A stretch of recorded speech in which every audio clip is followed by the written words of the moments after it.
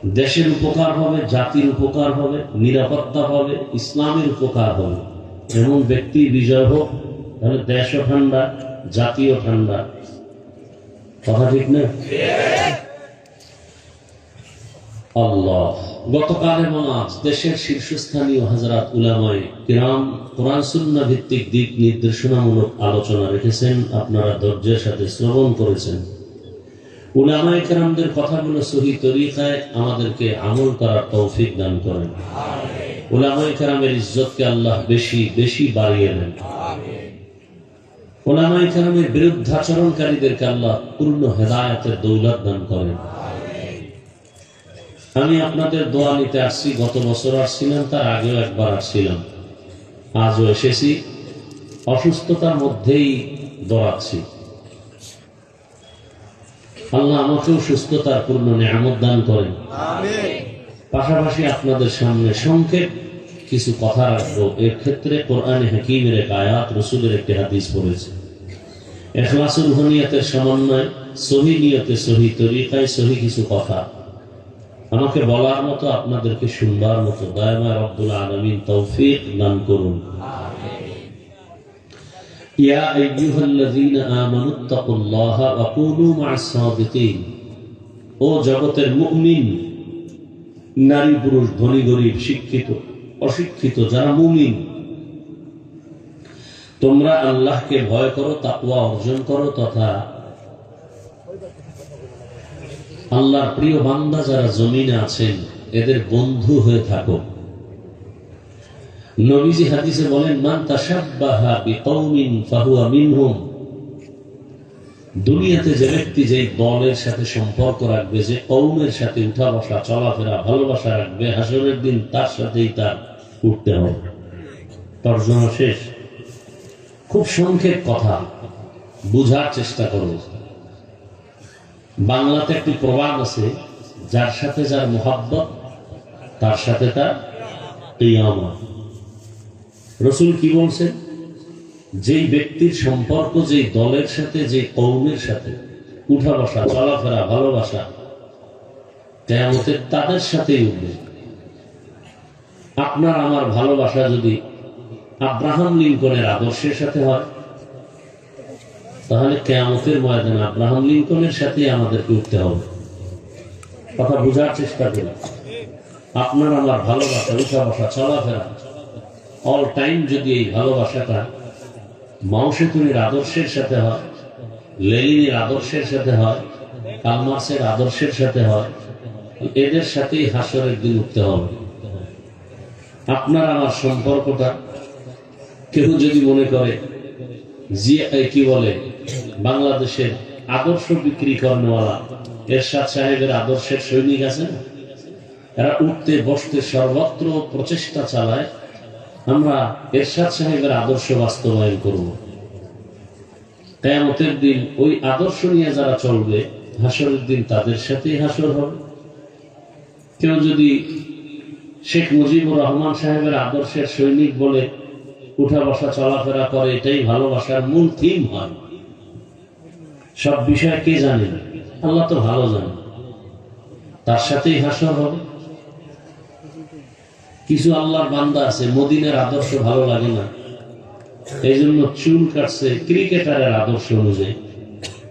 চুলগুলো ভাবে, পোশাকটা সেভাবে, দাড়ি রাখে না ফট করে রেখে দিছে একেবারে নিচে অংশ, কি ভাষা বলে, একটা স্টাইল করেছে, দাড়ি রেখে নেই। স্টাইল কেন বলে? আন্তর্জাতিক মানের খেলোয়াড়দের স্টাইল। কিয়ামতের দিন খেলোয়াড়দের সাথেই তোমাকে উঠতে হবে। আর যার ভালোবাসা আল্লাহর সাথে, রাসূলের সাথে, কোরআন হাদিস, উলামায়ে কেরামের সাথে, কিয়ামতের দিন রাসূলের সাথে, উলামাদের সাথেই তার হাসর হবে। যার সাথে যার মুহাব্বত তার সাথে তার কিয়ামত। খুব খেয়াল করবেন, আমি যতটুকু কথা বলবো আপনাদের সামনে, আমার মূল একটা বিষয়কে আমি মাথায় রেখে কথা বলবো। সেটা হলো আমার জীবনের মূল ইসলাম, আমার জীবনের মূল কোরআন, আমার জীবনের মূল আল্লাহ এবং রাসূল। আমি সেই বিষয়টাকে মাথায় রেখে কথা বলবো, এবং ইসলাম, কোরআন হাদিস যা বলে আমি ওই বিষয়ে চেষ্টা করব শালীন ভাষায় বলার জন্য। কোরআন হাদিসের সব বয়ান করা যায় না, যদি হুবহু বয়ান করতে থাকি তাহলে এখানে প্রত্যেকটা মানুষের কলিজা পুড়িয়ে ছাই হয়ে যাবে, কারণ সব হলো রুগী, সব কি রুগী। ওই মাগরিবের পরে বয়ান করছি নবীনগর ওই অঞ্চলে, মনে হয় সম্ভবত ওখানে বলেছিলাম, না ওখানে না, গতকাল, যে আমার কাছে কোরআন হাদিসের বাইরেও বয়ান আছে। কোরআন হাদিসের বাইরে বয়ান করলে কারো দিলে কষ্ট লাগবে না, মজার বয়ান আছে। আর কোরআন হাদিসের ভেতর দিয়ে বয়ান করলে কলিজা ছিদ্র হয়ে যাবে। সব বয়ান বেনামাজির বিরুদ্ধে, সব বয়ান সুদখোরের বিরুদ্ধে, সব বয়ান বেপরদাওয়ালার বিরুদ্ধে, কোরআন হাদিসের সব বয়ান দুর্নীতিবাজের বিরুদ্ধে, কোরআন হাদিসের সব বয়ান জালেম, ধর্ষক, খুনি এদের বিরুদ্ধে, চোরের বিরুদ্ধে, ডাকাতের বিরুদ্ধে। এখন আমি কোরআন হাদিসের ভেতর থেকে যদি আমি আয়াত করি আর বয়ান করি, তাহলে আমার তো ওই বয়ানটা করতে হবে। আমরা তো চিকিৎসক, হসপিটালে চিকিৎসা হয়, অপারেশন হয় দেহে, কোরআনের বাগানে হসপিটালে অপারেশন হয় রুহের। তাহলে ডাক্তারের কাছে রুগী গেলে রোগ আছে পাঁচটা রোগের ঔষধ ডাক্তার প্রাথমিকভাবে দিবে না। কোন রোগটা বড় ওইটা আগে ঠান্ডা করি, এরপরে বাকি রোগের চিকিৎসা। ঠিক এমনি আমাদের রুহের মধ্যে রোগ অভাব নাই, এর মধ্যে বড় রোগ কোনগুলো, যেই রোগের কারণে পার্শ্ব প্রতিক্রিয়ায় আরো রোগ জন্ম নিবে, অন্য ভালো জিনিস নষ্ট করে ফেলবে। কথা বুঝাইতে পারতেছি না? বুঝবেন। বয়ান আপনারা সবাই জানেন, কিন্তু বুঝের অভাব। কিসের অভাব ভাই? বুঝের অভাব। না হয় আপনি মুসলমান, আমিও মুসলমান, নাকি সন্দেহ? আপনার আল্লাহ আমার আল্লাহ দুই না এক? কোরআন, নবী, হাদিস, ধর্ম, কালেমা, কাবা, পৃথিবীতে আসার সিস্টেম, বিদায়বেলা কাফনের সংখ্যা, আমাকেও 3 কাফন, আপনাকেও 3 কাফন। আমার সম্মান একটা কাফন কেউ বাড়ায় দিবে? গরিব মরে গেছে, তার দুর্বলতার কারণে একটা কাফন কম হবে, কালার হবে আলাদা, তাও এক। কি কালার হবে? সাদা। আমাদের হুজুরদের কালারটা হবে আলাদা, সব এক। আমার দেশে কালার নিয়েও ঝগড়া চলে, চলে না? চলে না? তুমি সবুজ পরো না কেন? তুমি কালো পরো না কেন? তুমি সাদা পরো কেন? এরকম কালার নিয়েও ঝগড়া। আমাদের জীবনের শেষ বিদায়ের কাফনের কালার সবার এক। কবরের সাইজ একটু ব্যবধান, না তাও এক। কবরের প্রশ্ন তাও এক। 3 প্রশ্ন সবার বেলা। তাহলে আল্লাহ এক, নবী এক, কোরআন এক, হাদিস এক, কাবা এক, ধর্ম এক, কালেমা এক, সব এক। অথচ বুঝটা কত দুর্বল আপনার। দেখেন, আমিও মুসলমান, আমিও ইসলাম ধর্মের মানুষ, আপনিও ইসলাম ধর্মের মানুষ, অথচ আমি টুপি খুলতে চাই না আর আপনি টুপি দিতে চান না। আপনাকে আলাদা টুপির ফজিলতের বয়ান দিতে হয় আমাকে। আমি নামাজ ছাড়তে চাই না, আপনি নামাজ পড়তে চান না। পড়েন না তো পড়েনি না, আবার বলেন নামাজ না পড়লে কি হবে, দিন পরিষ্কার। আপনাকে নামাজের গুরুত্বের বয়ান দিতে হয় আমার। এবার বুঝেন আপনি কত ভিআইপি জগতের মুসলমান আর আমরা কত দুর্বল মুসলমান। আপনি মসজিদে না ঢুকলে, আমরা ঢুকলে শান্তি, না ঢুকলে লজ্জা। আর আপনি কেমন মুসলমান? মসজিদে ঢুকতে গেলে লজ্জা। আমরা পর্দা না করলে লজ্জা পাই, আর আপনারা পর্দা করলে লজ্জা পান। আপনারা কত বড় ভিআইপি মুসলমান, বড় কঠিন হালাত। সমস্যাটা কোথায়? বুঝের অভাব। দেখেন বুঝটা কেমন। আমার বুঝ কি টুপি দিলে সম্মান, আপনার বুঝ কি টুপি দিলে মাথা গরম। বুঝ আমার বুঝ কি দাড়ির মধ্যে, রসুলের পোশাকের মধ্যে সম্মান, আপনার বুঝ কি দাড়ি রাখলে যৌবনের ভাব চলে যাবে, পোশাক পরলে শরীরটা আটকা লাগে। বুঝ, এই বুঝটা ঠিক হয়ে গেলে তখন আর হুজুর হতে হবে না, কলেজের প্রফেসর নামাজ শুরু করে দিবে। বুঝ ঠিক হয়ে গেলে র্যাবের চাকরিজীবী নামাজ ধরে ফেলবে। এরকম RAB, army, police, BDR, doctor, professor, engineer, OC, DC, SP 5 ওয়াক্ত নামাজি নাই? বুঝ ঠিক হয়ে গেছে। আর আমি হুজুরের বুঝ যদি ঠিক না হয়, তাহলে আমি বেপর্দার সাথে আড্ডা দিব, মনে করবে এর মধ্যেই শান্তি। বুঝের অভাব। বুঝার চেষ্টা করি। আল্লাহ সবাইকে হেফাজত করে। তাহলে যার সাথে যার মোহাব্বত তার সাথে তার কিয়ামত। এখন আপনাকে জোর করার কিছু নেই যে এটা করতেই হবে, এটা আমি বলবো না, এটা বলারও কোনো আমার রাইট নেই। কারণ এটা পরীক্ষার হল। পরীক্ষার হলে পরীক্ষার্থী যখন প্রবেশ করে, প্রশ্নের উত্তর সঠিক লাগবে ব্যাঠিক লাগবে, সবার জন্য স্বাধীনতা সমান। যে সঠিক লাগবে তাকে কোনো সাপোর্ট দিবে না আলাদা, যে ব্যাঠিক লাগবে তাকে কোনো আলাদা ভাবে বাধাও দেওয়া হবে না। কেন? পরীক্ষার হল, বাধা দেওয়ার নিয়ম নেই। মুমিনের জন্য পৃথিবীটা পরীক্ষার হল। তুমি টুপি পরলেও তোমাকে নিষেধ নেই, ক্যাপ লাগাও, বাধা নেই। মন্দিরে যাও, বাধা নেই। মসজিদে যাও, নিষেধ নেই। ফলাফলের বেলায় টের পাবে তুমি জান্নাতি না জাহান্নামী। অথবা আমি আপনাকে বুঝাতে পারবো না, আপনাকে আমি জোর করে কিছু করাতে পারবো না। কেন? লা ইকরাহা ফিদ্দীন। দিন সম্পর্কে কাউকে জোর করে দিনের দিকে ঢুকানো যাবে না, ঢুকাইলে বরকত হবে না। হ্যাঁ, তবে এখানে একটা কথা, যদি কেউ আক্রমণ করেন তখন প্রতিবাদ করতে হবে। যেমন আপনি নামাজ পড়েন না, এরকম লোক এখানে বহু আছে, কিন্তু তার অন্তরে নামাজের মহব্বত আছে, সুযোগ পেলে পড়বে। তার সাথে আমাদের কোনো দ্বন্দ্ব নেই, তাকে বুঝাবো কতক্ষণ? মৃত্যু পর্যন্ত। যদি সে আক্রমণ করে বলে নামাজ পছন্দ করি না, তখন আর বুঝানি নেই, তখন সুযোগ পেলে জুতার বাড়ি। ব্যবধানটা বুঝেন নাই, কঠিন ব্যবধান। যে নামাজ পড়ে না সে মুমিন, আর যে বলে আমি নামাজ পছন্দ করি না সে তাজা বেঈমান। যে দাড়ি রাখে না সে মুমিন, মনে আশা আছে রাখবে, কিন্তু যে বলবেন পছন্দ করি না সে বেঈমান। তার সাথে কোনো আপোষ করার অনুমতি ইসলামে নাই। যে পর্দা করে না তার সাথে ঝগড়া করার অনুমতি নেই, সে মুমিন। কিন্তু যে বলবে আমি পছন্দ করি না সে বেঈমান, তার সাথে আর কোনো আপোষ করার সুযোগ নেই। ব্যবধানটা বুঝাতে পারছি? কঠিন ব্যবধান। আল্লাহ বুঝার তৌফিক দান করেন। এখন আপনার স্বাধীন, পরীক্ষার হল তো আপনার স্বাধীন।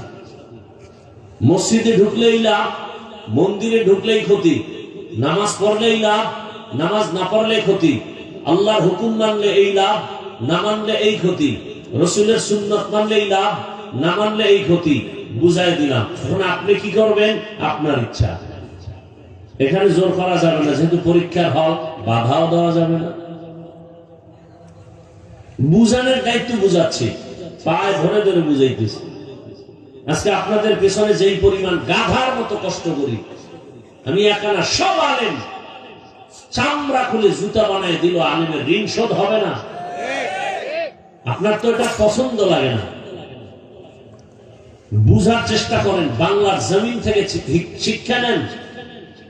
তাবলীগওয়ালাদের 24টা ঘন্টা জিকির আর ফিকির, এই উম্মত উম্মত উম্মত। পীর সাহেবদের এই পেরেশানি 24 ঘন্টা, উম্মত কিভাবে জাহান্নাম থেকে বাঁচাবো, কিভাবে মানুষগুলোকে পায়ে ধরে ধরে নামাজি বানাবো। কথা ঠিক না? আমাদের বক্তাদের মেহনত 24 ঘন্টা। আমার ছেলে, আমার মেয়ে, আমার ঘর, আমার স্ত্রী, পরিবারের সময় খবর নেওয়ার, হক আদায় করার সময় পাই না, আপনাদের পেছনে ঘুরতে ঘুরতে। এভাবে সব আলেম, মসজিদের ইমাম ও খতিব 24টা ঘন্টা আপনাদের পেছনে মেহনত করে, কিভাবে একটা উম্মতকে নামাজি বানানো যায়। মাদ্রাসার শিক্ষকরা, আলেমরা আপনাদের সন্তানদের নিয়ে ফিকির, কিভাবে একটা সন্তানকে দ্বীনের উপরে মজবুত করে গড়ে উঠানো যায়। এর ঋণ কি আদায় করবেন? মাঝে মাঝে আদায় করেন গালি দিয়া, ফেসবুকে বিরোধিতা করে ঋণ আদায় করতেছেন যে আলেম দেশের বোঝা। আরে ভাই, বরযাত্রীর মূল ব্যক্তি না থাকলে ওই কাফেলার কোনো মূল্য নেই। বেড়াইতে গেলে ভাত পাবে না, জুতার বাড়ি পাবে।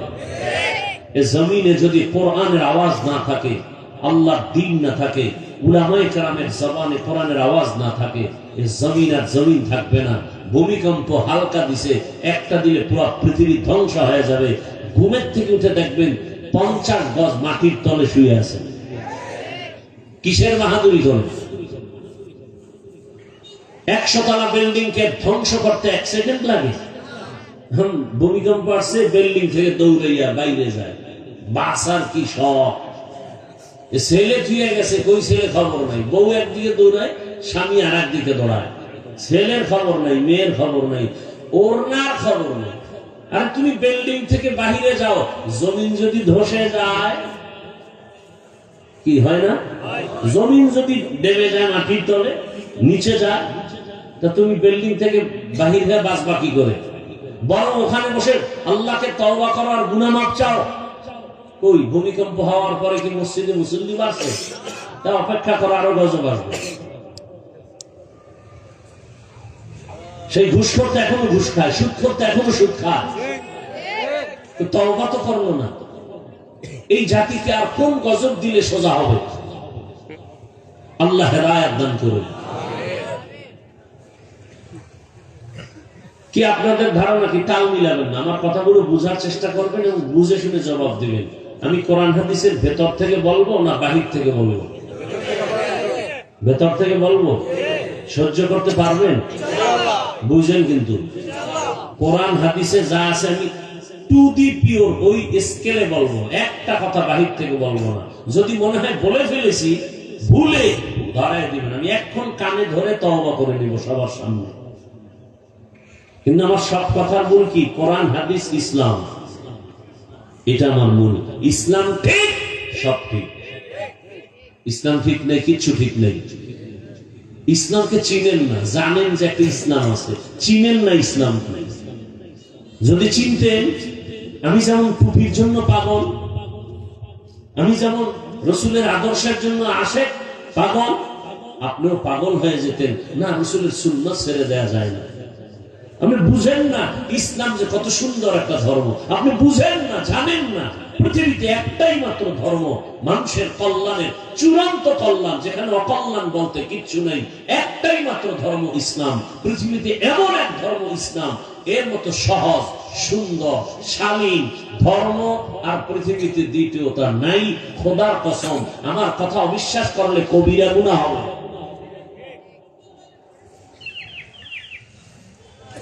দেখেন, নগদ একটু দেখাই দিয়েছিলাম, কি নগদ দেখাই? দেখাবো। এই যে প্যান্ডেলে আপনারা বসছেন, ধরে নেন এরকম একটা মানুষের আয়োজন যদি বিবেরিয়ার কোন টাকাওয়ালা বাহাদুর সাহেব করতে চান, যে আমি এতগুলো মানুষ এক জায়গায় জমা করব রাত্র 12টায়, তখন তার পেরেশানিটা কেমন? 1 নাম্বার, এই লোকগুলো আসতে আর যাইতে ফ্রি গাড়ি দিতে হবে। আপনাদেরকে ফ্রি গাড়ি দেওয়া হয়েছে? হয়নি। নাম্বার 2, এই মানুষগুলো আসার পরে বসার জন্য ভিআইপি চেয়ার দিতে হবে, চেয়ার। তাও কিন্তু এই বেহেশতি মানুষ আসবে না, অধিকাংশ গাঞ্জা করে সে হাজির। আপনাদেরকে ভিআইপি বিছানা দিছে তো চেয়ার? কি দিছে? এর থেকে পৃথিবীতে 3rd ক্লাসের আর কোন বিছানা হতে পারে? অথচ কোনো কষ্ট আছে? সব আলেম, সাদা দাড়িওয়ালা মুরব্বীরা চুপচাপ বসে আছে। কে ধনী, কে গরিব, কে আলেম, কে মূর্খ, সব একাকার। আল্লাহ মানুষকে বিবেক দিয়েছেন, বিবেকটাকে কাজে লাগান। পশুকে আল্লাহ বিবেক দেন না। একটু বুঝেন, বুঝার চেষ্টা করেন। আমি আপনাদের দুশ্মন না, আমি আপনাদের কলিজার বন্ধু। পাও ধরার জন্য আসছি, গালি দিতে আসি নাই। আপনাদের পাও হাত দিয়া বুঝাইয়া আপনাদেরকে শান্তির দিকে দাওয়াত দিতে আসছি। প্রয়োজনে পাও ধরা লাগলে নিচে এসে পাও ধরবো, সেই অবস্থায় আসছি, গালি দিতে আসিনি। এরপরে এই লোকগুলোকে সাহেব এখানে জমা করার পরে চেয়ারে বসাইলেন, ফাঁকে ফাঁকে নাস্তা দিতে হবে। যদি একটু প্যাকেটে টান করে তো চেয়ারের বাড়ি, বাতাসে উড়বে চেয়ার। আবার কিছু কুলাঙ্গার দেখা যায়, তাদের নিজেদের তর্ক বিতর্ক বিশৃঙ্খলা ভিডিও করে জাতিকে দেখায়, দেখেন আমরা কত বড় বেয়াদব। আমার কথাগুলো চিন্তা করতেছেন তো? আচ্ছা, আপনাদের এখানে আসার পরে 3rd ক্লাসের বিছানা দিল, কারো অন্তরে কষ্ট নাই। নাস্তা দিছে কতবার? মোনাজাতের পরে দেয়া হবে। হবে না? হবে না, কষ্ট নাই। আচ্ছা, এরপরে এই দুনিয়ার লাইনের এই বিশাল আয়োজন করতে গেলে এতগুলো মানুষকে নিয়ন্ত্রণের জন্য কি পরিমাণ পুলিশ এখানে রাখতে হতো? ভাই সত্য কথাটা আপনি মানেন আর না মানেন, স্বীকার করেন যে হ্যাঁ এটা বাস্তব। পুলিশ লাগতো না? ক্রেডিট বা পাওয়ার থাকলে র্যাব নিয়ে আসতো, আর্মি নিয়ে আসতো। এতেও যদি ভয় লাগতো, সর্বশেষ নিরাপত্তা কুত্তা। কারণ মানুষের উপরে বিশ্বাস নেই, বডিগার্ড বডির উপরে গুলি মারে। কুকুর মানুষের সাথে বেইমানি করে না, আজও পর্যন্ত শুনি নেই। মানুষ বেইমানি করে, কুকুর করে না। আপনাদেরকে নাস্তা দেয়া হলো না। আচ্ছা বলেন তো, এখানে নিয়ন্ত্রণের জন্য কত টিম পুলিশ আছে? প্রশাসনের কেউ আছে? বুঝলে আর বেশি লাগে কিছু? এতগুলো মানুষ চুপচাপ, এত রাত, কষ্ট, ঠান্ডা। চিন্তা করেন, সেই মাগরিবের আগে আছে, পেটে ক্ষুধা কি পরিমাণ। বাদাম খাইনি কি ওই ক্ষুধা নিবরণ নয়? অন্তত বাঙালির পেট থামে না বাদামে আর চানাচুরে। কথা ঠিক না? এরপরও কিন্তু খানার পেরেশানি ভিতরে নাই। এতগুলো মানুষ চুপ করে বসে আছে, কোনো আওয়াজ নাই। এই মুহূর্তে টেলিফোন আসলেও কেটে দিবে। কথা ঠিক? পুলিশের ভয় নাই, র্যাবের ভয় নাই, আর্মির ভয় নাই, চুপ করে সব বয়ান শুনতেছে। এটা কিভাবে সম্ভব? নগদ চোখে দেখাই দিলাম, এটা ইসলাম মানলে সম্ভব। এর নাম ইসলাম, এর নাম ইসলাম। ইসলাম মানি শান্তি। এই শান্তি ইসলাম ছাড়া কেউ দিতে পারবে না, সম্ভব না, কোনোভাবেই সম্ভব না। আল্লাহ বুঝার তৌফিক দান করেন। এবার ইসলাম কিছুটা বুঝছেন তো? ইসলাম কি বলে? দুইজন দেখা হলে কি দাও? সালাম শব্দের অর্থ শান্তি। দেখা হলেই শান্তির দোয়া শুরু। কথা ঠিক? ইসলাম কি বলে? বড়দেরকে বলে, এই বড়রা, ছোটদেরকে মায়ার নজরে দেখো। আল্লাহর জাতের কসম, বড়রা যদি ইসলাম অনুযায়ী ছোটদেরকে মায়ার নজরে দেখেন, কোনদিন জুলুম করবে না। এবার ইসলাম ছোটদেরকে কি বলে? এই ছোটরা, বড়দেরকে সম্মানের নজরে দেখো। সব ছোটরা বড়দেরকে যদি শ্রদ্ধার নজরে দেখে, কোনদিন বেয়াদবি করবে? এর নাম ইসলাম। ইসলাম কি বলে? কর্মচারী কাজ করে, ঘাম ঝরার আগে বেতন দিয়ে দাও। আচ্ছা, কর্মচারীকে যদি টাইম মতো বেতন দিয়ে দেন আগে আগে, ও কাজে ফাঁকি দিবে। আর যদি বেতন মেরে খান, তাহলে কাজের নামে মোবাইল চালাবে। ইসলাম কত সুন্দর, মানেন না কেন? এত সুন্দর ধর্ম, বুঝের কিছু অভাব। কিসের অভাব ভাই? বুঝের অভাব। আল্লাহ হেদায়েতের দৌলত দান করেন। আসেন আয়াতের উপরে কিছু আলোচনা করি, ধৈর্য হারাবেন না তো? ইয়া আইয়ুহাল্লাযীনা আমানুত্তাকুল্লাহা ওয়া কুনু মা'আস সাদিকিন। শুধু মুমিনকে আল্লাহ বলেন, হ্যাঁ মুমিন, দুইটা আদেশ তোমাদেরকে দিলাম কল্যাণের জন্য। এই দুইটা আদেশ যদি মানো, বিনা হিসাবে আমি জান্নাত দিয়ে দিব। প্রথম আদেশ হলো আমি আল্লাহকে ভয় করো। দ্বিতীয় আদেশ হলো জমিনের মধ্যে কিছু ভালো মানুষ আছে, সত্যবাদী, আল্লাহর প্রিয় গোলাম, এদের বন্ধু হয়ে থাকো।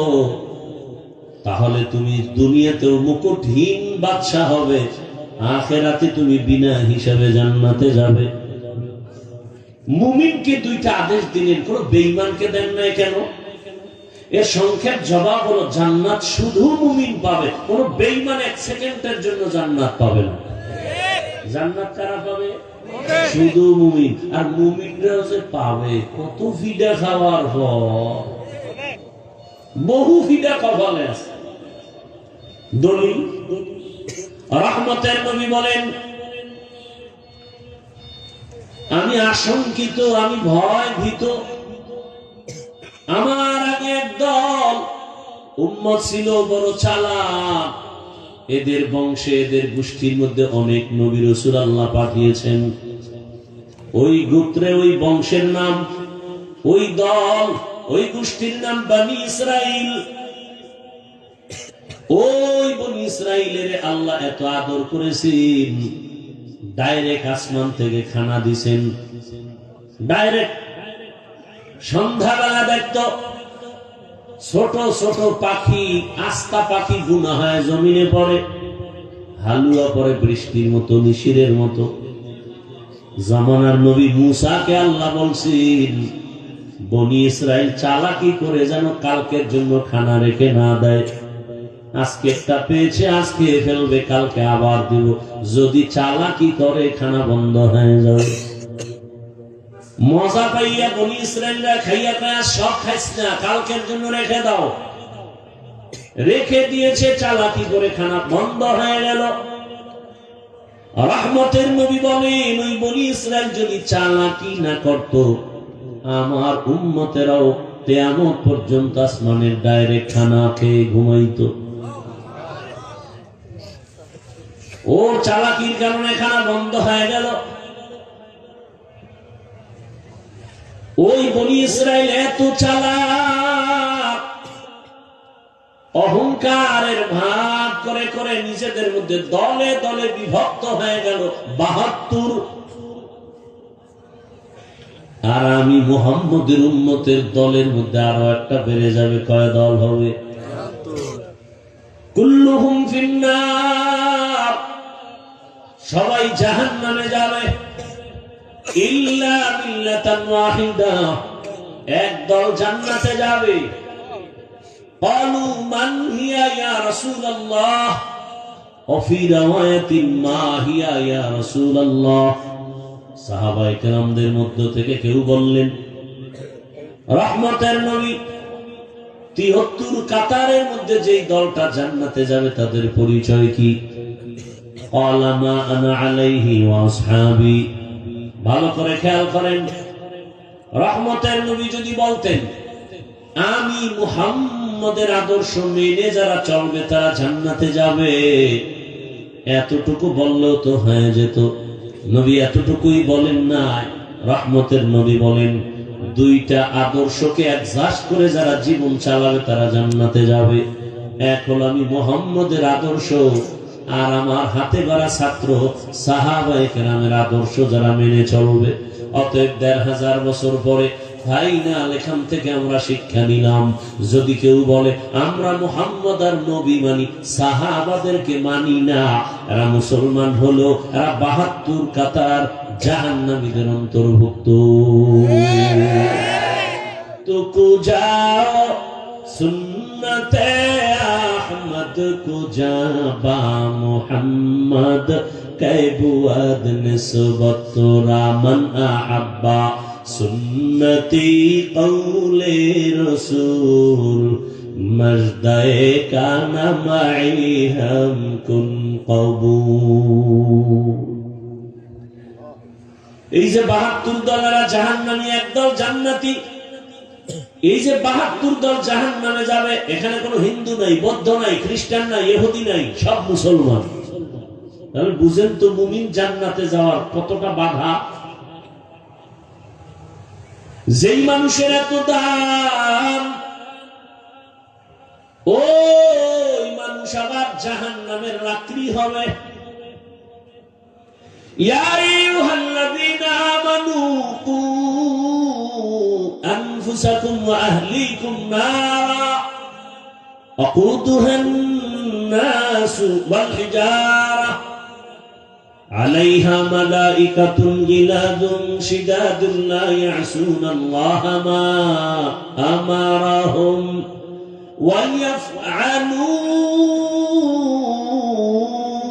ويفعلون ما يؤمرون।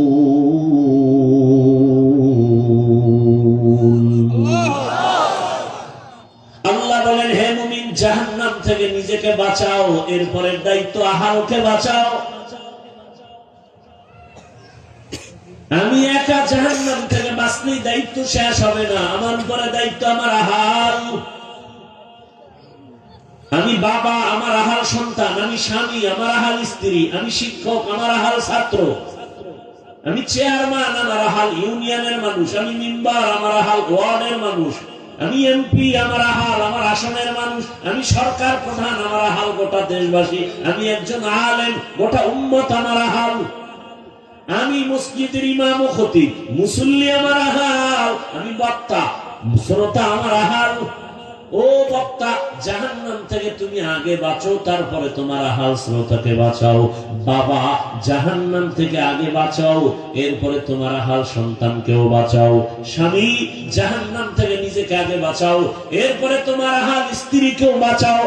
ইমাম সাহেব, জাহান্নাম থেকে নিজেকে আগে বাঁচাবেন, এরপরে মুসল্লিদেরকে বাঁচাবেন। শুধু নিজে বাঁচবেন, মুসল্লি বাঁচাবেন না, হবে না। বড় কঠিন কথা। ক্বালান নবী সাল্লাল্লাহু আলাইহি ওয়া আলিহি ওয়াসাল্লাম, আলা কুল্লুকুম রাঈন ওয়া কুল্লুকুম মাসউলুন আন রাইয়াতিহি। সবাই দায়িত্বশীল, আল্লাহর আদালতে দায়িত্বের জবাবদিহিতার কাঠগড়ায় দাঁড়াতে হবে। কিয়ামতের ময়দানে বহু মা বাবা শুধু সন্তানের অন্যায়ের কারণে জাহান্নামে চলে যাবে। দুনিয়াতেই তো অন্যায় করে সন্তান, মা বাবার হাতে কেন পুলিশের হ্যান্ডকাপ লাগানো হয়? আর দুনিয়া মাজরাতুল আখিরা, আখিরাতের নমুনায় দুনিয়া তাকায় দেখো। বাবার অন্যায়, কিন্তু সন্তানের অন্যায়ের কারণে বাবার হাতে হ্যান্ডকাপ। কিয়ামতের দিন বহু বাবা মা শুধু সন্তানের অন্যায়ের কারণে জাহান্নামে যাবে। হাসরের মাঠে সন্তান মা বাবার বিরুদ্ধে আল্লাহর আদালতে মামলা পেশ করবে। রব্বানা ইন্না আতা'না সাদাতানা ওয়া কুবারানা ফাআদাল্লুনাস সাবিলা রব্বানা আতিহিম দিফাইন রব্বানা আতিহিম দিফাইন মিনাল আযাব ওয়ালআনহুম লা'নান কাবীরা। সূরা আহজাব 67 নম্বর আয়াত। মা বাবার বিরুদ্ধে সন্তান মামলা দায়ের করবে। আল্লাহ বলবে, এই ছেলে নামাজ পড়ছো না, রোজা রাখছো না, জিকির করছো না, তেলাওয়াত করছো না, কেন? বলবে, ও দয়ার মালিক, সব আমার মা বাবার দুর্বলতা। আমার মা বাবা কোনদিন আমাকে নামাজের দাওয়াত দেয় নাই, রোজার দাওয়াত দেয় নাই, জিকিরের দাওয়াত দেয় নাই, কোরআন শিখায় নাই। অথচ কত ডিসি দেখছি টেবিলে বসে বসে কোরআন তেলাওয়াত করে। ডিসি সাহেব ডিসির চাকরি পেয়ে কি কোরআন শিখা শুরু করেছেন? কয় না। আব্বা আম্মা সেই ছোটবেলা মক্তবে পাঠাইছেন, আর ওখানে গিয়ে কোরআন শিখে ফেলেছি। অতএব জাহান্নাম থেকে নিজে বাঁচতে হবে না, আহালকে বাঁচাতে হবে। আল্লাহ বলেন, হে মুমিন, দুটো আদেশ দিলাম। এক, আমাকে ভয় করো। কাকে ভয় করো? একমাত্র আল্লাহকে ভয় করো। দুনিয়ার সব তোমাকে ভয় করবে।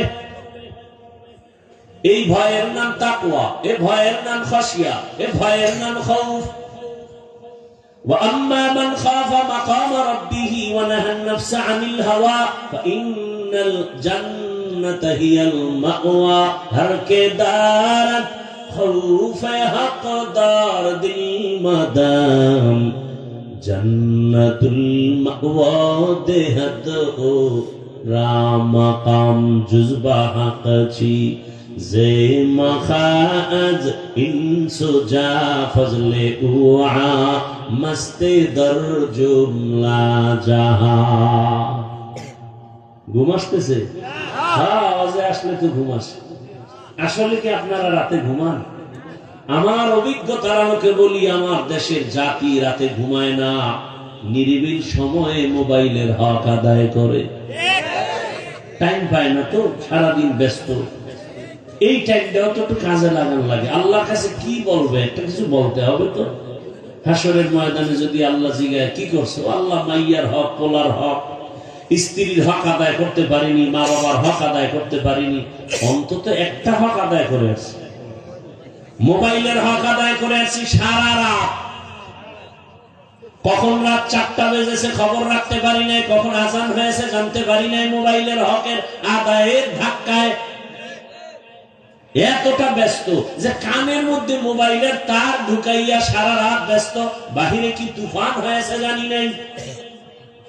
সারাটা রাত জেনা করেছি, চোখের জেনা, হাতের জেনা, জবানের জেনা, অন্তরের জেনা। এরে আমার কলিজার যুবক, ঘুমের মধ্যে যদি আজরাইল এসে দেখে তোর কানের ভেতরে গানের তার লাগানো, আজরাইল বলবে তুই রেডি হ, পরে আসবো। কি ঘুমের মধ্যে আজরাইল আসবে না, তাই তো? হ্যাঁ, মরণ থেকে যতই পালাও মরণ তোমায় নিবে ঘিরে। যদিও সুদূর আকাশ পানে লুকাও সেথায় লাগিয়ে সিঁড়ি। নদী পথে নৌকা চালাও ও মাঝি ভাই, বেলা ডোবার আগে আমি ওপার উঠতে চাই। ডুবে গেলে বেলা রে আর উঠে না, ভেঙ্গে গেলে মেলা রে আর জমে না। ওগো নবীর উম্মতেরা হয়ে আজি দিশাহারা, কোরআন হাদিসের চলো যখন যাহা চায় মনে। নবী বিনে কে তারাবে প্রসিরত মিজানে। নবী বিনে কে তারাবে প্রসিরত মিজানে। উম্মতের কান্ডারি নবী কাঁদছে উম্মতের লাগি। এখনো কাঁদেন নবীজি শুয়ে মদিনার পানে। নবী বিনে কে তারাবে প্রসিরত মিজানে। নবী বিনে কে তারাবে প্রসিরত মিজানে। খারাপ লাগতেছে? জীবনে তো কত রাত ঘুম নষ্ট করলা শুধু গুনাহ করে, গুনাহ, গল্প, আড্ডা। কথা ঠিক নেই? আর রাতের একটু সময় যদি ব্যয় করো নেক আমলের মাধ্যমে, হাসরের ময়দানে ভিডিও দেখবা জগৎ সারের মাঠে তুমি রাত্র 1টায় বসে আছো। আমার মালিক রহিম নামের সাইনবোর্ড লাগায় খুঁজবে, আমার বান্দাকে জাহান্নামে দিব না, কারণ জাহান্নামের আগুন সহ্য করতে পারবে না। কিন্তু একটা সূত্র বের করে দাও, কোন সূত্র দিয়ে আমার বান্দাকে জান্নাতের ভেতরে নিতে পারি। রহমতের নবী হাদিসে পাকে একটা ঘটনা আছে, বলবো। রহমতের নবী বলেন, ভাই একটু বন্ধ করো। রহমতের নবী বলেন, রিভারটা একটু বাড়াও। একজন আল্লাহর বান্দার আমলনামা ওজন দেয়া হবে। ওজন দেওয়া হওয়ার পর দেখবে আমলনামার ভেতরে নেক আছে, অনেক নেক, অনেক নেক, কিন্তু এক নেকের টান, একটা নেক হলে জান্নাতে যেতে পারবে, কিন্তু একটা নেক নাই। ওই একটা নেক কোথায় পাবে? আল্লাহ বলে একটা নেক দেও, না হয় জান্নাতের ফয়সালা হবে। আল্লাহর বান্দা পেরেশান হয়ে যাবে। দয়াময় রব্বুল আলামিন বলবে, হুজুর হাসরের মাঠে দেখবে একটা নেক কে তোমাকে দেয়। তোমার ছেলে, তোমার মেয়ে, তোমার স্ত্রী, তোমার মা বাবা, দেখো কার কাছে গেলে একটা নেক পাইবা। আল্লাহর বান্দা কাঁদবে আর হাসরের মাঠে দৌড়াবে। হাসরের মা এই জমিন হবে হাসরের ময়দান, সিরিয়ার জমিন হবে আল্লাহর বিচারালয়, স্টেজ হবে সিরিয়ায়। প্রথম কিবলা বাইতুল মাকদিস, ওখানে হবে আল্লাহর বিচারালয়, আদালত। আল্লাহ হাসরের ময়দানে স্টেজ কায়েম করবেন আর সিংহাসনে আল্লাহ বসবেন। বসার পরে আল্লাহ একটা কঠিন গরম আওয়াজ দিবেন, গরম আওয়াজ। সরকার প্রধান যখন ক্ষমতার চেয়ারে বসেন, জাতির উদ্দেশ্যে একটা ভাষণ দেয়, চেয়ারে বসে এই ভাষণ দেয়, ও দেশের জনগণ, আপনাদের ভোটের অধিকার নিয়ে আমি চেয়ারে বসছি, তবে শুনেন, দেশটাকে সুশৃঙ্খল ভাবে পরিচালনার জন্য আমাকে ইনসাফের সাথে চালাতে হবে। সেই ক্ষেত্রে কিছু আইন আছে, আইন আপনারা মান্য করে চলতে হবে।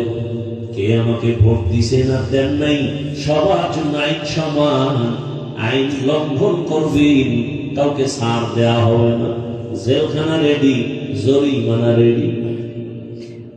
আল্লাহ তাআলা হাসরের মাঠ কায়েম করে, পুরা জমিন হবে হাসরের মাঠ, সিরিয়ার জমিন হবে আল্লাহর বিচারালয়, আদালত। আল্লাহ এত গরম একটা আওয়াজ দিলেন, ওই আওয়াজে হাসরের ময়দানটা থরথর করে কেঁপে উঠে, মানুষ বেহুশ হয়ে যাবে। আরে বাবা রাগ করে সন্তানের উপরে, এত পরিমাণ রাগ, ওই সন্তানের রাগটা কে থামাবে? বাবায় যখন রাগ হয়ে গেছে, সন্তানের মারবে, একটা ছুরি হাতে নিয়ে পেলে এখন জবাই করব, ওই বাবার রাগ কেউ থামাতে পারে না। স্ত্রী পাশে গিয়া বসে সুন্দর কথা বুঝায় বুঝায় থামায়, এই স্বামী আমার, এত পাগল হলে কি হবে? এই মুহূর্তে তুমি রাগ করেছো, সন্তানটার উপরে যদি একটা অ্যাক্সিডেন্ট করেই ফেলো, তুমি তো আবার কান্না করবা, থামো। তাহলে স্বামী রাগ হলে সন্তানের উপরে মা এসে থামায়, কথা ঠিক নেই। আল্লাহ যদি রাগ করে থামাবে কে? কঠিন হুঙ্কার দিবেন, এমন কঠিন। হাসরের মাঠে সব উলঙ্গ দাঁড়ানো হবে, নারীরাও উলঙ্গ, পুরুষেরাও উলঙ্গ, সব এক জায়গায়। আম্মা জান আয়েশা রাদিয়াল্লাহু আনহা বলেন, ও রহমতের নবী, লজ্জা লাগবে না? কেউ কারো দিকে তাকালে তো লজ্জা পাবে। রহমতের নবী চোখের পানি ছেড়ে বলেন, আয়েশা, হাসরের মাঠ এমন কঠিন, এমন কঠিন হবে, কেউ কারো দিকে তাকানো হুঁশ থাকবে না। কেমন কঠিন হবে যে কেউ কারো দিকে তাকানোর হুঁশ থাকবে না। আল্লাহ যদি রাগ করেন তো কে থামাবে, কে নরম করবে? আমার আল্লাহকে তো কেউ নাই।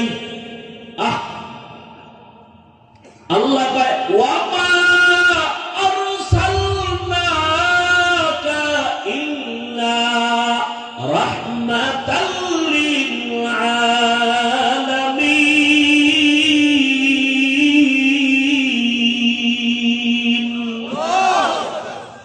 আমি তো একজন রহমতের মানুষ বানায় রাখছি, যে শুধু দুনিয়ার রহমত না, এমন এক ব্যক্তি যে আখিরাতের মাঠেও রহমত। আল্লাহ বলবেন, হাসরের মাঠ এখন প্রস্তুত, মানুষগুলো সব মাটির নিচে।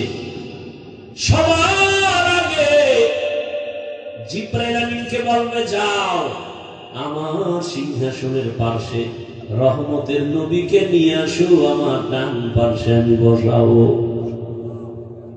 জমিন সমান, মক্কা কই, মদিনা কই, গম্বুজ কই, মিনারা কই, কিচ্ছু নাই, সমান পুরো দুনিয়া। ফেরেশতাকে আল্লাহ, নবী কই? এই বরাবর হাঁটো, হাঁটতে থাকো, হাঁটতে থাকো, হাঁটতে থাকো, যেখানে আমার রহমতের নবী রওজা মুবারকে হাজির,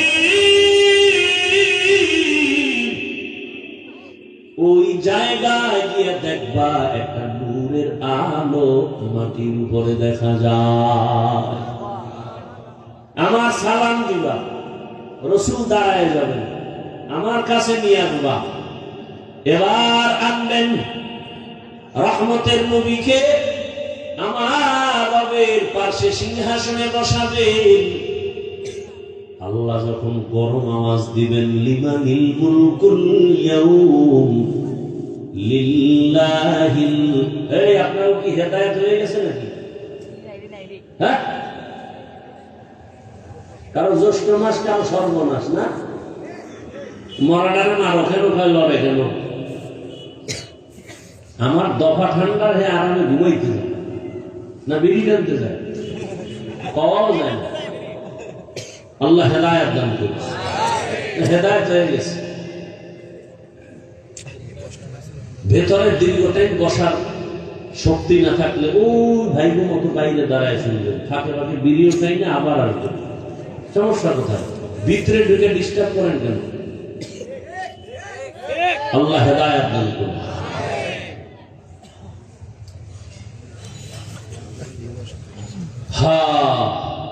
রহমতের নবী আল্লাহর পাশে থাকবেন, সিংহাসনের পাশে। আল্লাহ রাগান্বিত আওয়াজ দিবেন, গরম হয়ে গেছে, এখন আর ঠান্ডা করার কোন উপায় নাই। হঠাৎ আমার আল্লাহ একটু কুদরতের নজর দিয়া রহমতের নবীর চেহারার দিকে যখন তাকাইবেন, আগুন যেমন মোমকে গলায় দেয়, রহমতের নবীর চেহারা মোবারকে একটু নজর দেওয়া মাত্র আমার আল্লাহর কুদরতি রাগটা পানি হয়ে যাবে।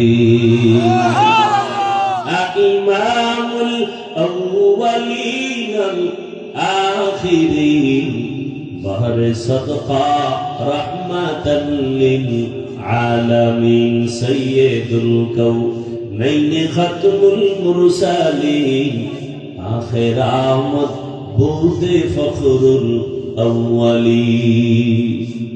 ভাইরা আমার, ওই আল্লাহর বান্দা পাগলের মতো ঘুরবে, একটা নেকের কাজ কোথায় পাবো? হাসরের মাঠ, মানুষের কান্নার আওয়াজ, সবাই পাগলের মতো করবে। কোথায় যাবে? জাহান্নামের আগুনের গরম, সূর্যের গরম, ওদিকে জমিনটা সূর্যের গরমে পুড়িয়ে তামা হয়ে যাবে, না দাঁড়ানো যায়। উপরে গরম, নিচে গরম, চতুর্দিকে শুধু আওয়াজ, জাহান্নামের চিৎকারের আওয়াজ।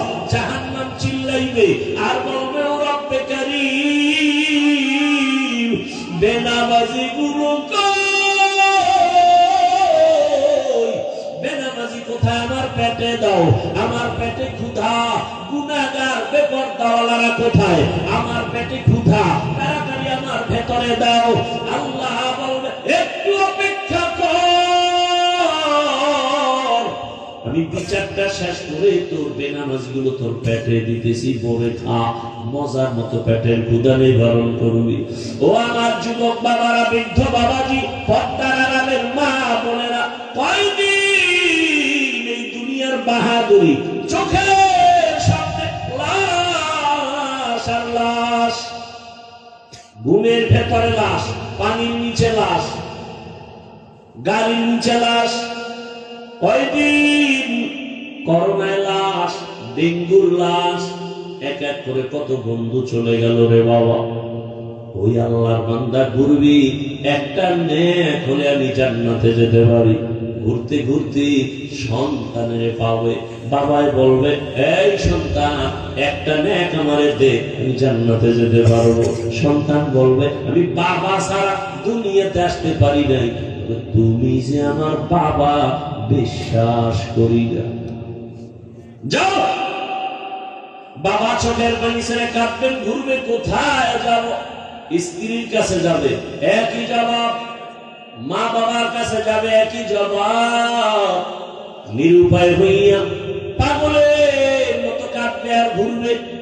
হঠাৎ করে যখন মালিকের কাছে যাবে, হঠাৎ দেখে এক পাশে বুড়া কাঁদতেছে। ও ডাক দেবে, এই মেয়ে দিকে আসো। তুমি কাঁদো কেন? আমি কান্দি আমার জ্বালায়, তুমি কাঁদো কেন? কয় আমার একটা নেকের অভাব, আমার বহু নেক আছে, তবে একটা নেক হলেই পরিপূর্ণ হয়, জান্নাত পাই। তো কই গেছিল? ছেলে দেয় না, মেয়ে দেয় না, কেউ দিবে পরের পর, পরিচয় দিতে চায় না, কেউ আমার আপন হয়ে একটা নেক দিল না। এইবার ওই বান্দা বলবে, ভাই আমি এমন হতভাগা জাহান্নামের আসামি,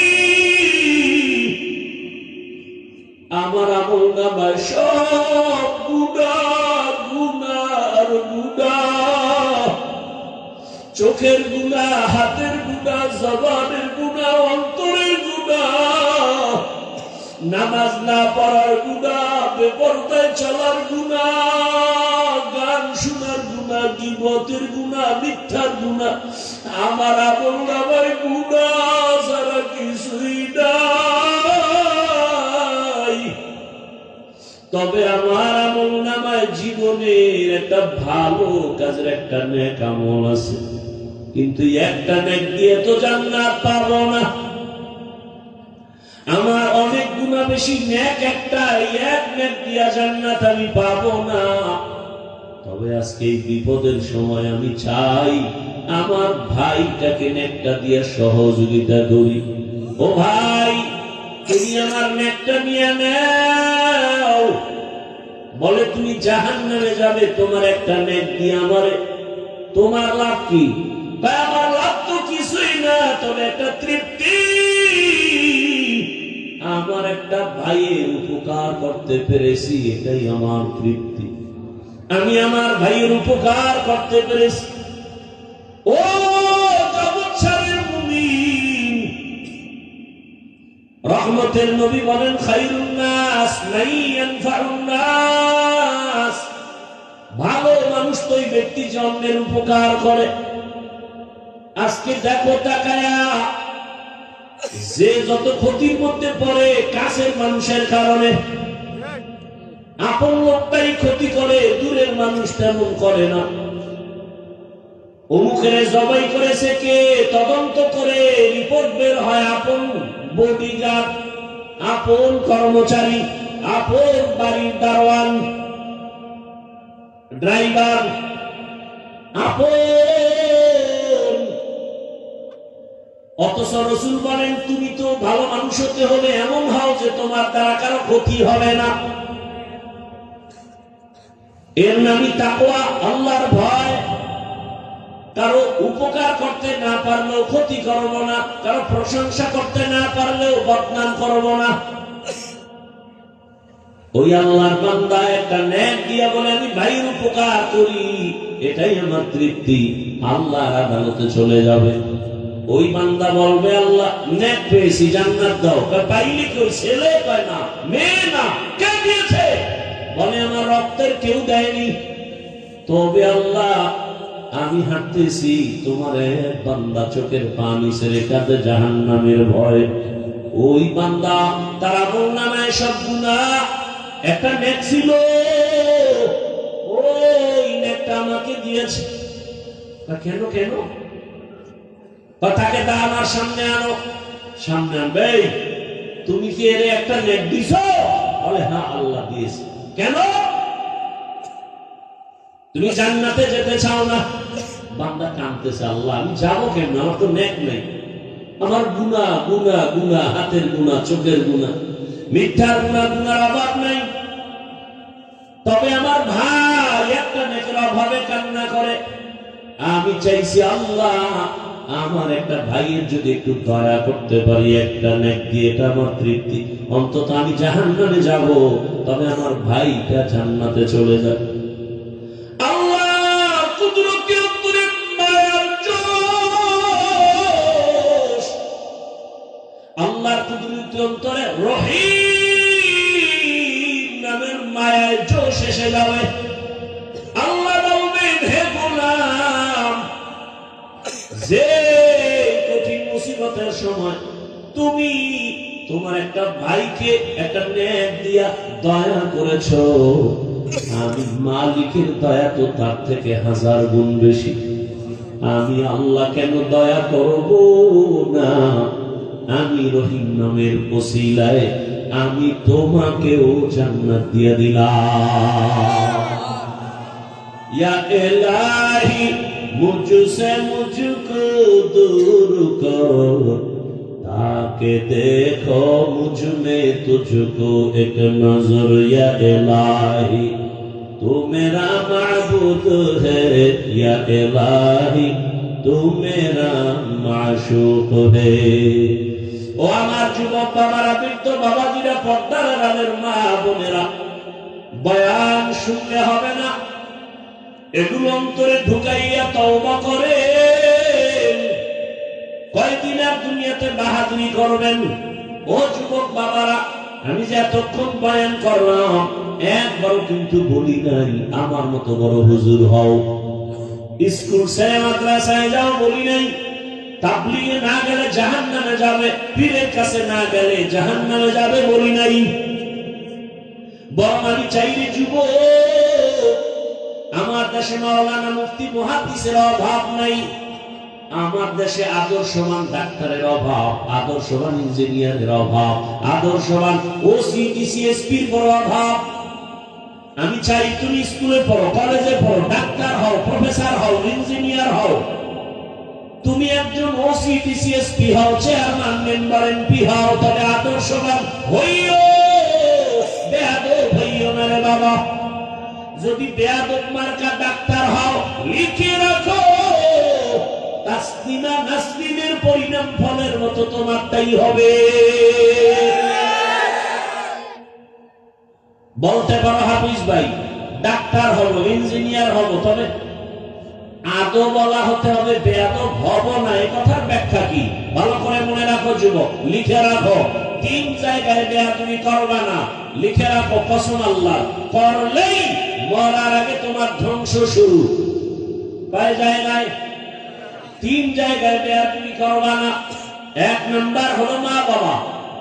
মা বাবার সাথে যদি বেয়াদবি করো আর মা বাবা যদি কষ্ট পেয়ে নিঃশ্বাস ফেলে বলে আহ, তোমার ধ্বংস শুরু। 2 নাম্বার জায়গা শিক্ষক, তোমার ওস্তাদ আমার ওস্তাদ, আমার মা বাবা দোয়া করেছেন, এ কারণে বিবালিয়ার ময়দানে চেয়ারে বয়ান করি, কিন্তু বয়ানটা আমার মা বাবা শিখান নাই, আমার ওস্তাদ আমারে ধরে ধরে বয়ান শিক্ষা দিয়েছেন।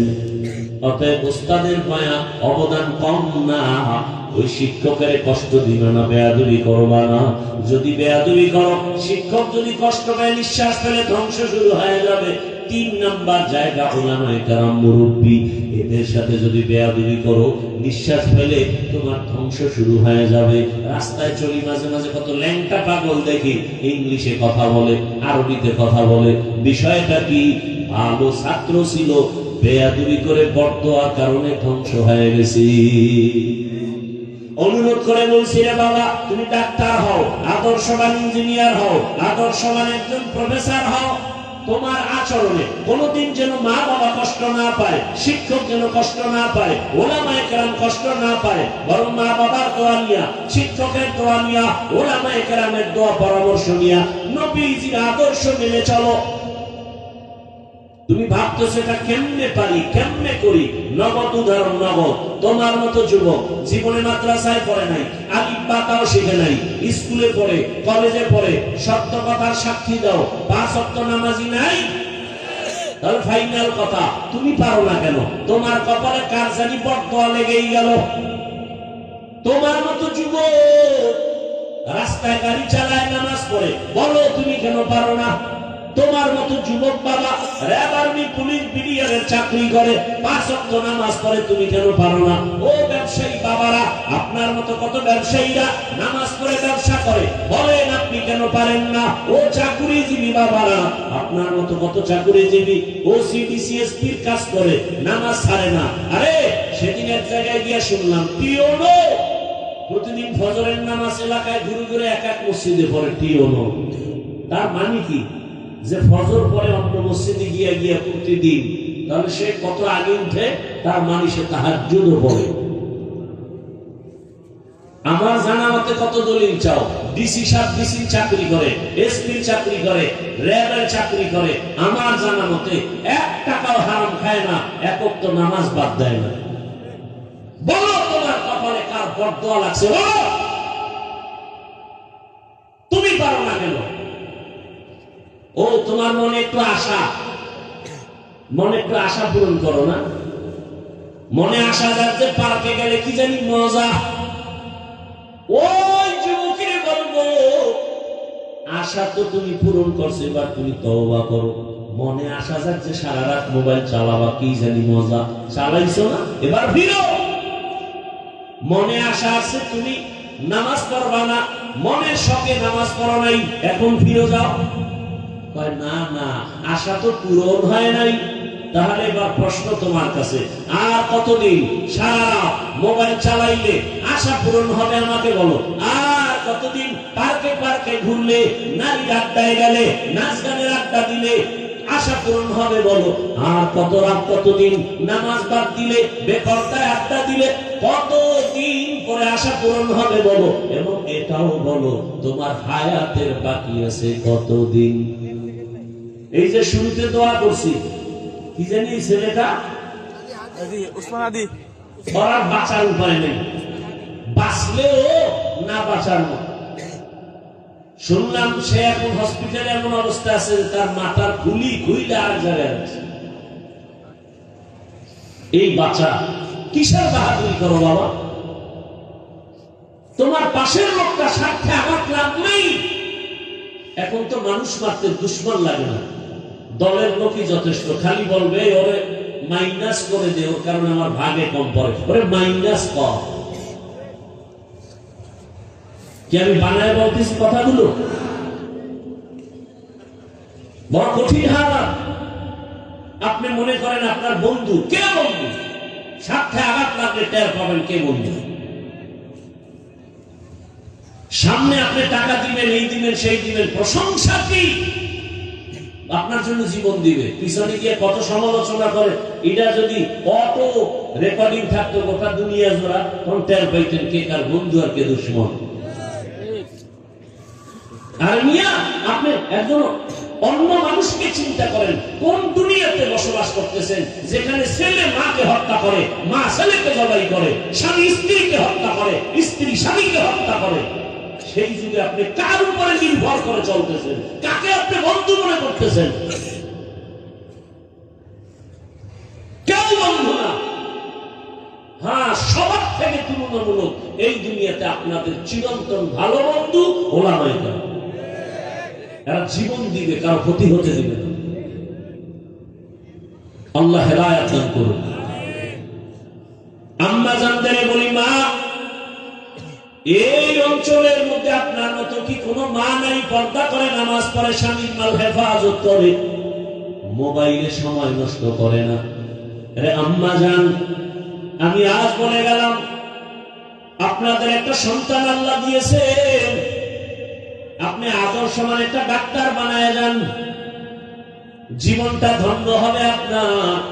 সন্তান ডাক্তারি করবে, রোগী দেখবে, নামাজ পড়বে, কোরআন পড়বে, মা বাবার জন্য দোয়া করবে, এমন একজন ডাক্তার রেখে যান। এই যুবকেরা, ডাক্তার জাকির নায়েককে সারা দুনিয়ার বাসী চিনি, প্রশংসা করে, অথচ সে হোমিওপ্যাথিক ডাক্তার। কে জানে তার বাড়ি কই, ঘর কেমন, মা বাপ কেমন, অথচ তার এত সুনাম। এক সময় লেকচার দিত, মাযহাব মানার দরকার নাই, কিন্তু আল্লাহর কুদরত, পৃথিবীর আরাত চাঁদের আলোর হাতে ধরা খাইছে, হাতটা লাগাইছে তো ধৈরেই 10 মিনিট বয়ান দিয়ে দিছে। 10 মিনিট বয়ান দেওয়ার শোনা মাত্র, লেকচার শোনা মাত্র কয়, হযরত আমার বুশ ঠিক হয়ে গেছে। এবার ডাক্তার সাহেব 40 মিনিটের একটা লেকচার দিয়ে কয়, মাযহাব না মানলে ইসলাম মানার কোনো রাস্তা খোলা নাই। ডাক্তার জাকির নায়েক সাহেব হঠাৎ করে ধরা খেয়ে যেই ব্যক্তির হাতে 10 মিনিটের লেকচার শুনে নিজের বুশ ঠিক হয়ে গেছে, সেই ব্যক্তি বর্তমান দুনিয়ার জগৎ শ্রেষ্ঠ একজন আলেম, জগৎ শ্রেষ্ঠ একজন মুফতি, একজন জাস্টিস, যার মাত্র 10 মিনিটের লেকচার শুনতে ইউরোপ, আমেরিকা, লন্ডন, কাতার, কুয়েতওয়ালা জেনারেল লাইনের মানুষরা অপেক্ষায় থাকে। ওনার 10 মিনিটের লেকচার শুনবো, আমাদের শিডিউল দাও। মদিনা ভার্সিটি পৃথিবীর সব জেনারেল লাইনের আলেম ওলামা বাদ দেন, ওনার 10 মিনিটের লেকচার শুনতে পাগল গোটা দুনিয়া। জানুয়ারির 12 তারিখ বাংলাদেশে আসবে 1 সপ্তাহের সফরে, জীবনের শেষ সফর। আমার দেশের জেনারেল লাইনের ব্যাংকের লোকেরা, প্রশাসনিক লোকেরা বলছে আমাদের আধা ঘন্টা লেকচারের জন্য দিবেন। আল্লামা মুফতি তকি উসমানী দামাত বারাকাতুহুম, গোটা দুনিয়ার ইংরেজি শিক্ষিতরা পাগল 10 মিনিটের লেকচার শোনার জন্য। ওনার লেখা উর্দু লেখা বই, আরবি লেখা বই, বাংলা অনুবাদ গুলো পড়েন না, দেখবেন কি পরিমাণ জ্ঞান ভেতরে ঢুকানো। জাকির নায়েক সাহেব তার 10 মিনিটের কথা শুনে বলে, মাযহাব না মানলে ইসলাম মানার রাস্তা খোলা নেই। ভাইরা আমার, ভালো মানুষ যারা হয়েছে, এই যুবক, তোর মতো সারা রাত মোবাইলে আকাম করলে জীবনে ডাক্তার জাকির নায়েক হতে পারত না। হাসো, নির্লজ্জের মতো হাসো। তোর মতো একটা যুবক গোটা দুনিয়া নেতৃত্ব দিবে, সেই মেধা তো আল্লাহ যুবকের দিয়েছে, নষ্ট করো কেন? আমি তো চাই তুমি এমন ডাক্তার হও জাকির নায়েকের মতো সারা বিশ্ব তোমাকে চিনবে, এমন ইঞ্জিনিয়ার হও গোটা দুনিয়া তোমাকে চিনবে, মরে গেলে মানুষের হৃদয়ে অমর হয়ে থাকবে। আর সেই জীবন চাইলে 3 জায়গার দোয়া দাও। কয় জায়গা মনে আছে তো? মা বাবার শিক্ষক, ওলামায়ে কেরাম, বেয়াদবি করিও না, আর পেছনের গুনাহ থেকে তওবা করো। মনে মনে আল্লাহকে বলো, আল্লাহ জীবনে তো গুনাহ কম করি নাই, নফসের ধোকায় পড়ে তওবা করি। আমি ডাক্তারি পড়ি, ইঞ্জিনিয়ারিং পড়ি, আমি জেনারেল লাইনে পড়ি। ঢাকা কলেজে গিয়ে দেখো না কত যুবক কলেজের পরে বড় পাগড়ি মাথায়, বড় দাড়ি, বড় জামা পরে যায় কলেজে, ঢাকা কলেজে। আরে মাওলায় কবুল করলেই তো সম্ভব, চেষ্টা করো। দুনিয়াতে জীবনের মাথা উঁচু করে দাঁড়াও। তোমার মেধা, তোমার প্রতিভাকে নষ্ট করো কেন? এক মোবাইল ধ্বংস করেছে সব। ওখান থেকে নিজেকে ফিরাও, বকাটে সন্তানদের আড্ডা থেকে নিজেকে বাঁচাও। জীবন শেষ হয়ে যাবে, যৌবন নাই, লেখাপড়া নাই, কিচ্ছু নাই। তওবা করো, আল্লাহ তুমি আমারে মাফ করে দাও। আর নামাজ ছাড়বো না, দাড়ি কাটবো না, বেপরদায় চলবো না। মা বাবার দোয়া, শিক্ষকের দোয়া, ওলামায়ে কেরামের দোয়া নিয়া নবীর আদর্শ মেনে চলবো। ও মা ও বোনেরা, এখনো তওবা করেন, আল্লাহকে মনে মনে বলেন আর